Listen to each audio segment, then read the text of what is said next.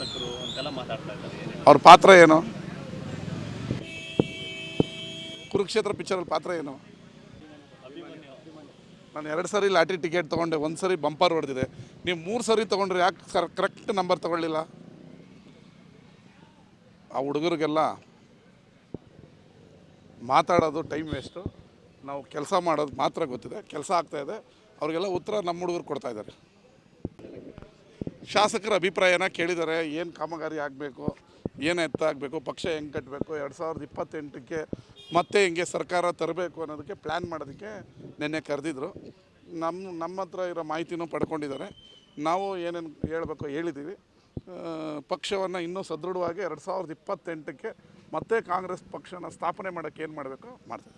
CM ಹೇಳಿದಾರಲ್ಲ, ಹೌದು ನನಗೆ lottery ಹೊಡೆದಿದೆ, ನಾನು ಅದೃಷ್ಟವಂತ ಅಂತ. ಲಾಟ್ರಿ ಬಗ್ಗೆ ಏನು ಗೊತ್ತು ನಿಮಗೆ? ನಿಖಿಲ್ ಅವರ ದೊಡ್ಡಪ್ಪ 1500 ಓಟಲ್ಲಿ ಗೆದ್ದಿದ್ದು. ನನಗೆ 62,000 ಜನ ಓಟ್ ಹಾಕಿದ್ದಾರೆ. ಅಂದರೆ ನೀವು 62,000 ಜನನ ಅವಮಾನ ಮಾಡ್ತಾಯಿದ್ದೀರ ನೀವು. ಹಂಗಾರೆ ಅವ್ರ ಓಟಿಗೇನು ಬೆಲೆ ಇಲ್ವಾ? ಪ್ರಜಾಪ್ರಭುತ್ವದಲ್ಲಿ ಪ್ರತಿಯೊಂದು ಓಟಿಗೂ ಬೆಲೆ ಇದೆ. ಸುಮ್ಮನೆ ಟೈಮ್ ಪಾಸ್ ಗಿರಾಕಿಗಳು ಟೂರ್ ಬಂದಿದೆಯಾ, 7 ದಿನ ಟೂರ್ ಹೊಡಿತಾ ಇದೆಯಾ, ಹೊಡ್ಕೊಂಡು ಹೋಗು. ನೀನು ಏನು ಕೆಲಸ ಮಾಡಿದೆಯಾ ಅದನ್ನು ಹೇಳು. ಇದಾದರೂ ನಾವು ಮಾಡ್ತಾಯಿದ್ದೀವಿ, ದಿನ ಬೆಳಗ್ಗೆ ಮಾಡ್ತಾಯಿದ್ದೀವಿ. ಸುಮ್ಮನೆ ಅರ್ಚೋದು, ಕಿರ್ಚೋದು, ಕೂಗೋದ್ರಿಂದ ಮಂಡ್ಯ ಇಂಪ್ರೂವ್ ಆಗಲ್ಲ. ಮಂಡ್ಯ ನಿಮಗೆ, ನಿಮ್ಮ ಕುಟುಂಬಕ್ಕೆ ಗುತ್ತಿಗೆ ಕೊಟ್ಟಿಲ್ಲ. ಕೆಲಸ ಮಾಡಿ ಸ್ವಾಗತಿಸ್ತೀವಿ. ಮಾಡೋ ಕೆಲಸನ ಟೀಕೆ ಮಾಡಬೇಕು ಅಂತ ಮತದಾರರಿಗೆ ಅವಮಾನ ಮಾಡಬೇಡಿ.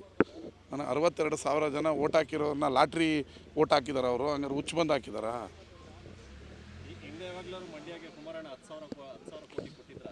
ಅಲ್ಲ, ನಾನು ಅದು ಗೊತ್ತಿಲ್ಲ, ಎಲ್ಲ ಲೆಕ್ಕ ತೆಗೆ ಕೇಳಿದ್ದೀವಿ. ಕುಮಾರಣ್ಣವ್ರು ಗೆದ್ದಿದ್ದು ಚನ್ನಪಟ್ಟಣದಲ್ಲಿ 7,000ದಿಂದಾನೆ. ಆಯಿತಾ, 1 ಓಟಲ್ಲಿ ಗೆದ್ದಿದವರು ಇದ್ದಾರೆ. ಅವ್ರ ದೊಡ್ಡಪ್ಪ ಮಾಜಿ ಪ್ರಧಾನಿಗಳ ಮಗ 6 ಸರಿ MLA, 3 ಸರಿ ಮಂತ್ರಿ ಗೆದ್ದಿದ್ದು ನನಗಿಂತ ಕಡಿಮೆ 1400ರಲ್ಲಿ. ಅಲ್ಲೋಗಿ ಹೇಳಿ, ದೊಡ್ಡಪ್ಪ ಲಾಟ್ರಿಯಿಂದ ಗೆದ್ದಿದ್ಯಾ ಅಂತ ಹೋಗಿ ಹಾಸನದಲ್ಲಿ ಮಾಡಿ. ಸುಮ್ಮನೆ ಬಂದಿದ್ದೀರಾ ಪಕ್ಷ ಸಂಘಟನೆ ಮಾಡಿ. ಟೀಕೆ ಆರೋಗ್ಯಕರವಾಗಿರಲಿ, ಟೀಕೆ ಮಾಡಬೇಡಿ ಅಂತ ಹೇಳಲ್ಲ. ನೀವು ಮಂಡ್ಯಕ್ಕೆ ಏನು ಕೊಟ್ಟಿದ್ದೀರಾ ಅಂತ ಹೇಳ್ಬೇಕಲ್ಲ. ಇಷ್ಟು ಕೋಟಿ ಕೆಲಸ ಮಾಡಿ ನಾವು ಮಾಡಿದ್ದೀವಿ ಅಂತ ಹೇಳಿ ನಮಗೆ ಬೈದರೆ, ನಾವೊಂದು 10,000 ಕೋಟಿ ಕೆಲಸ ಮಾಡಿದ್ದೀವಿ, ರವಿಕುಮಾರ್ ಏನೂ ಮಾಡಿಲ್ಲ ಅಂತ ಬೈದರೆ we are so happy, acceptable. ನೀವೇನು ಮಾಡ್ದೇ ರೋಷ ವೇಷ ಕುರುಕ್ಷೇತ್ರ ಪಿಕ್ಚರಲ್ಲಿ ತೋರಿಸಪ್ಪ ಅಂತೇಳಿದ್ರೆ ಇಲ್ಲಿ ಬಂದು ತೋರಿಸಿದ್ರೆ ಏನು ಉಪಯೋಗ ಆಗುತ್ತೆ? ನನ್ನ ಸಹೋದರ, ನಾನು ಮಾತಾಡಬಾರ್ದು ಅಂದ್ಕೊಂಡಿದ್ದೆ.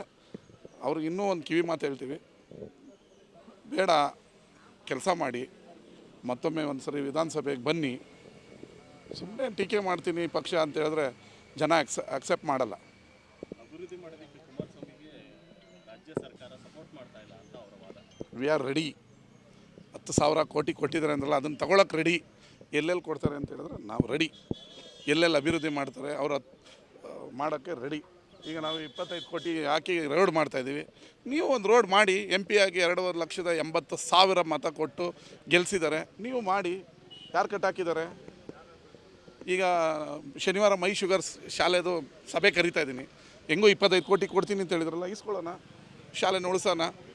ನಾವು ರೆಡಿ ಇದ್ದೀವಪ್ಪ, ದುಡ್ಡು ಇಸ್ಕೊಳ್ಳೋಕೆ ರೆಡಿ ಇದ್ದೀವಿ, ಅಭಿವೃದ್ಧಿ ಮಾಡೋಕ್ಕೆ ರೆಡಿ ಇದ್ದೀವಿ. ಎಲೆಕ್ಷನ್ 15 ದಿನ ಏನಾಗುತ್ತೆ ಆಗಲಿ. ಕುಮಾರಣ್ಣ, ಶಿವಕುಮಾರ್ ಅವರು, ಸಿದ್ದರಾಮಯ್ಯ ಅವರು, ಚಲರಾಯಸ್ವಾಮಿ ಅವರು, ರವಿಕುಮಾರ್, ಅದು ಜನರಿಗೆ ಬಿಟ್ಟಿದ್ದು. ಈಗ ಅಭಿವೃದ್ಧಿಲಿ ಯಾರು ಬೇಕಾದ್ರೂ ದುಡ್ಡು ಕೊಡ್ಬೋದು, ಯಾರು ಬೇಕಾದ್ರೂ ದುಡ್ಡು ಹಾಕಿ ಕೆಲಸ ಮಾಡ್ಬೋದು.